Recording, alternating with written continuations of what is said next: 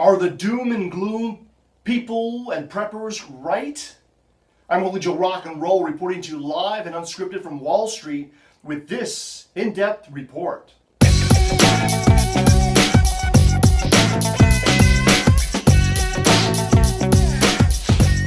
What's up, everybody? It's Holy Joe Rock and Roll coming at you live and unscripted. There's something I've been wanting to talk about, something I've been wanting to discuss. And I know it's probably going to ruffle the feathers of some people out there, and I'm sorry, but that's the way it is. You know, since the crash or the depression or the crises of 2007, 2008, the financial crises, and this really deep recession that we've experienced, I'm mainly speaking of America, but certainly Europe, Western Europe also experienced a slowdown, had problems in Greece and Italy and Spain and Ireland, you know, during this whole financial crisis fiasco. Most of it predicated on a real estate bubble, but other financial practices, including collateralized debt obligations, or CDOs. But I want to address an issue that's very popular in the prepper community, the doomsday community.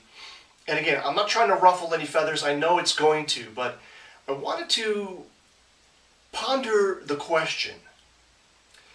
While it is possible that there can be some global economic collapse, or even the collapse of the dollar, the recent news as presented recently shows that, you know, while the U.S., yes, has a huge deficit and a huge debt load, compared to China, which usually people say is going to be taking our lunch, China's debt load is, as a proportion of GDP, is twice as big as the U.S.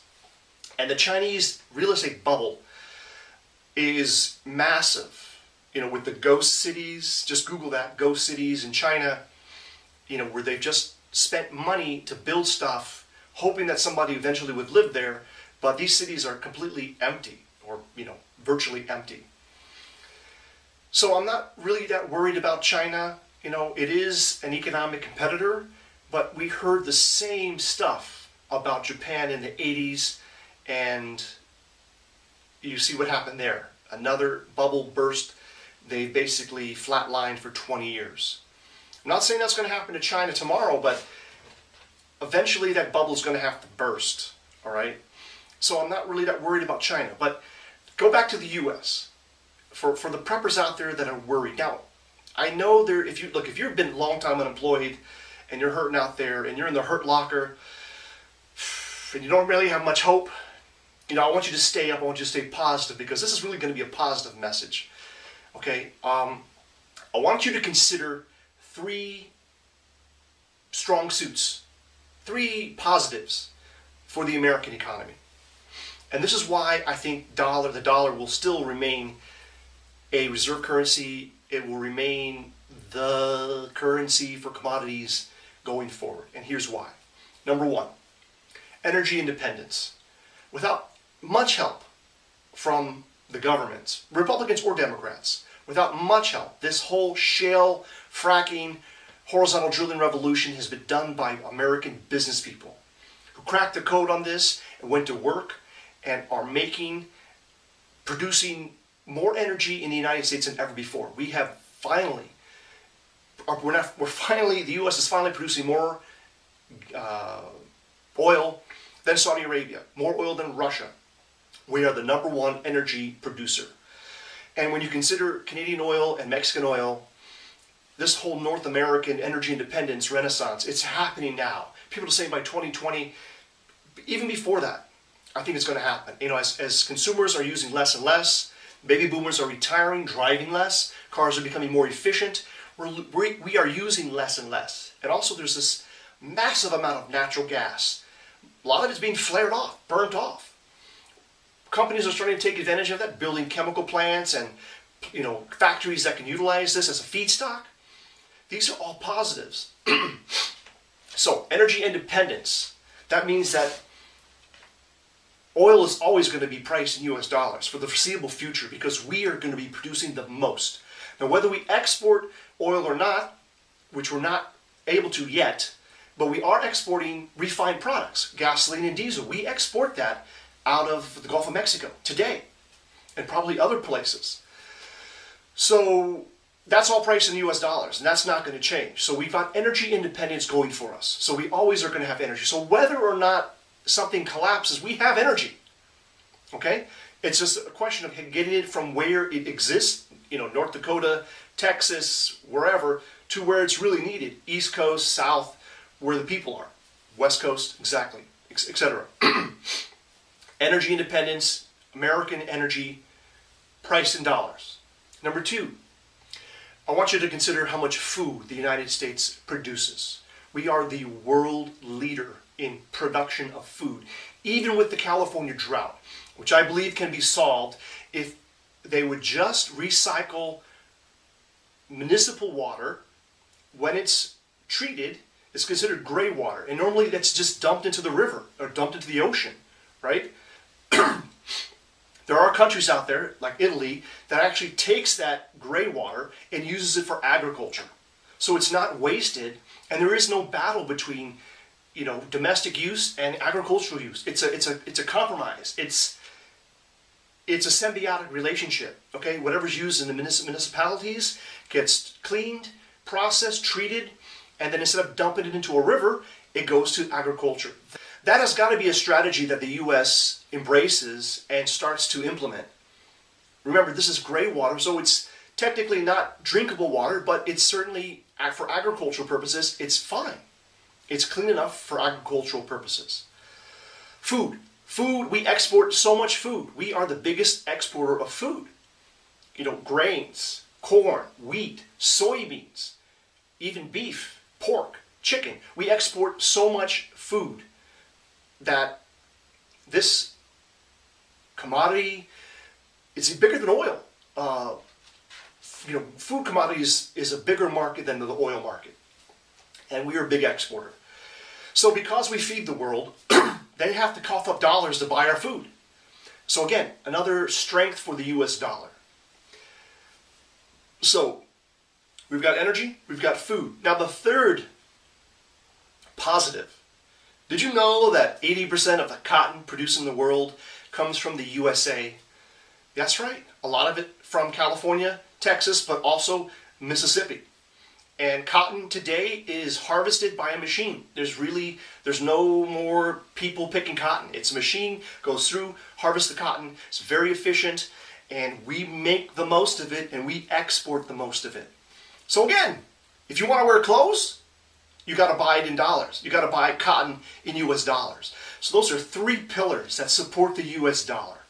And those are also three pillars that support the US economy. Now I want to ask you, who would benefit from an economic collapse in the United States? Who would benefit? Why would they want an economic collapse?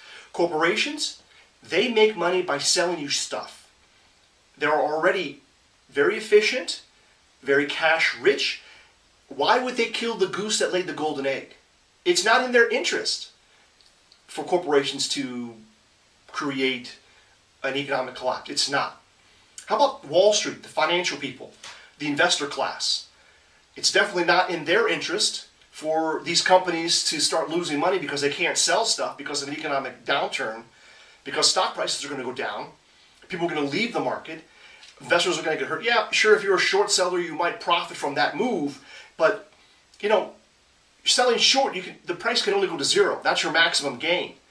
When you buy stocks, there's no limit to the top. You can get a double, a triple, quadruple over a number of years, or even quicker.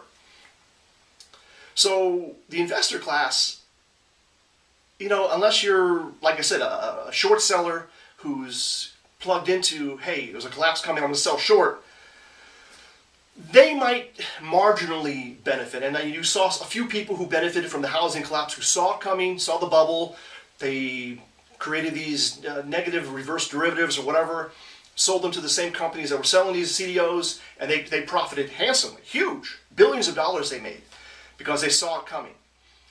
But that was, a few people. A few people made money that way, a lot of money, but a few people. So it really doesn't benefit the investor class. Now you might say, okay, what about these liberal, communists, socialists? who want a government to step in. That is a possibility, right? If there's a huge collapse, people may be clamoring for government assistance, government help. But the government has no money, right?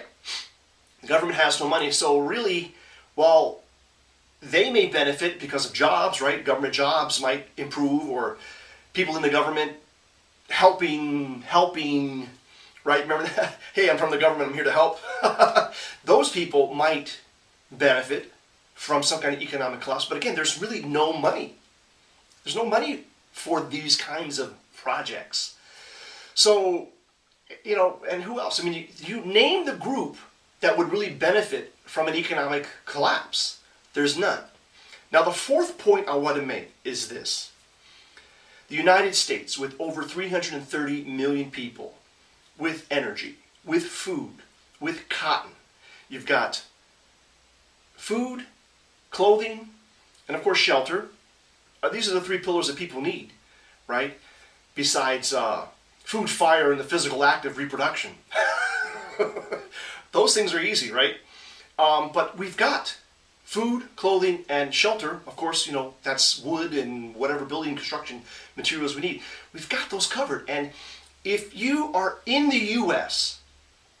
and you are being paid by U.S. dollars, and everything that you buy is produced in the U.S., I'm talking about food and clothing, or at least cotton, the value of the dollar relative to those commodities that are produced in the U.S. should remain relatively stable, right? Because farmers are taking oil or diesel fuel from the U.S., priced in dollars. Now, the price can always fluctuate, and they might say it's based on some global price. But again, if there's an economic collapse, demand for all these fuels is going to go down. People are going to stop driving. They don't have a job. They don't have money.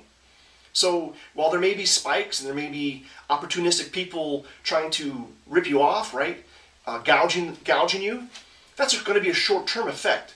But medium-term, long-term, prices are going to go down. They have to go down because people won't have money to buy this stuff. Demand will go down. So, if you look at other countries where they say they devaluated their currency, devalued their currency, anything produced in that country relative to that currency stayed relatively the same. I'm talking about, for instance, Thailand. What was it, 1999? They devalued their currency by 50%. Now, sure, anything that they imported, the price went up, right? Doubled because their currency was cut in half. So they had to buy dollars or whatever, their currency was cut in half. They did that themselves to make themselves more competitive. But if you go to Thailand and you buy food that's, rice, Thailand is a very rich country agriculturally, and you can live there for $1 a day, especially in the upcountry. So you can still live there for $1 a day, even though the dollar is, the dollar is worth more baht than before. You know what I'm saying? So within Thailand, if you were being paid in bahts, your life, your standard of living didn't change. Okay, maybe it changed a little bit if you're buying imported items, but stuff that's produced in Thailand, grown in Thailand, distributed in Thailand, the price didn't change that much. Okay? Same thing with the Ukraine. In, 2005 or something like that, they devaluated their currency also. It went from about 5 hryvnia to the dollar to 8 hryvnia to the dollar. Now it's actually a little bit more. It's 8 and change because of this crisis going on there regarding the riots and the protests about the government's stopping the negotiations with the European Union and basically moving closer to Russia.